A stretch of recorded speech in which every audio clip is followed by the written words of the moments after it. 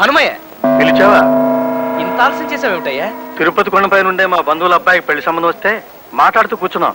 కాస్త ఆలస్యమైంది. ఎందుకు అలా అరిచావు? అయిపోయిందయ్యా, సర్వనాశనం అయిపోయింది. నా బతికిలా బెజవాడ బస్ స్టాండ్ లాగా మారిపోవడానికి కారకురాలైన ఆడది నా ఇంటి ముందే కాపురం పే.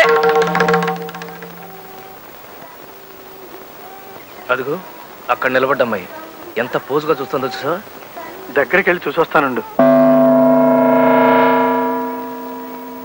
బాగుంది రామయ్య, నీకు సరైన జోడి.